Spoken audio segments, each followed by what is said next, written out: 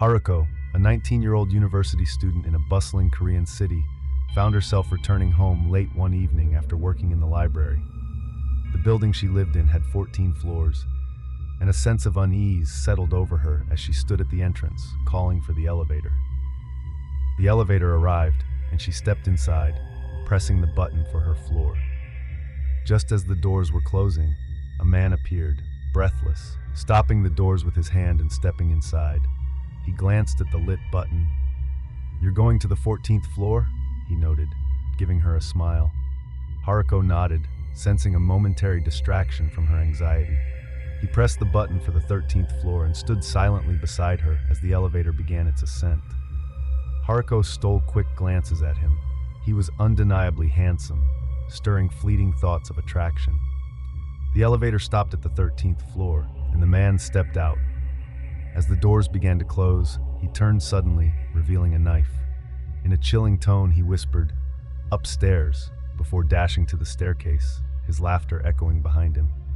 Haruko's heart pounded. She frantically pressed the buttons, desperate to stop the elevator, but it continued its steady climb.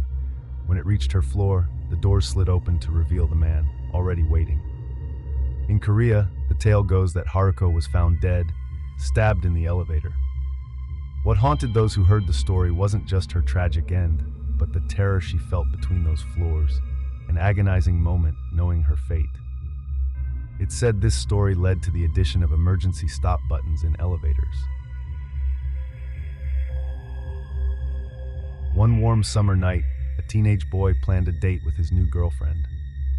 Picking her up, they drove out to the edge of town and parked in a secluded spot known as Lover's Lane. They gazed at the lights below, the boy placing his arm around her as he turned on the car radio for some romantic music.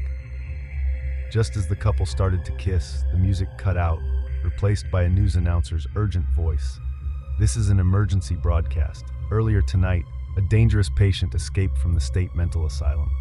Authorities warn he is armed and unstable. Known as the Hook Man, he has a steel hook in place of his right hand. Residents should remain alert and report any sightings immediately." The girl, now terrified, asked to go home, knowing the asylum was nearby and fearing their isolation. The boy, trying to be brave, locked the car doors and reassured her before attempting to kiss her again. She pushed him away, growing frantic and demanding they leave at once. Frustrated, the boy started the car and sped off. On the drive back, their tension eased, though the girl clung to him tightly. When they reached her house, he stepped out to open her door, but suddenly froze. Seeing him standing motionless, she realized her door was locked and smiled, unlocking it. Still, he didn't move. Curious, she rolled down her window and glanced at him. Then she noticed what held his attention, a blood-streaked steel hook hanging from the handle.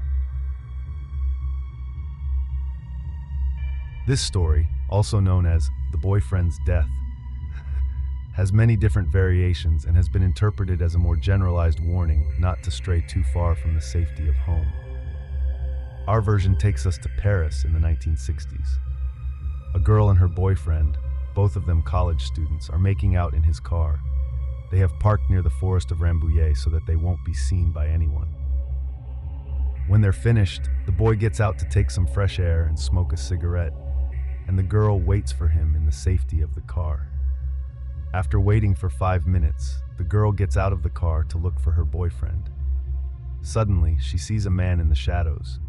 Frightened, she gets back into the car to drive away, but as she does this, she hears a very faint squeak, followed by more squeaks. This continues for a few seconds until the girl decides that she has no choice but to drive off. She hits the gas as hard as possible, but can't go anywhere. Someone has tied a rope from the bumper of the car to a nearby tree. Finally, the girl slams on the gas again and then hears a loud scream. She gets out of the car and realizes that her boyfriend is hanging from the tree.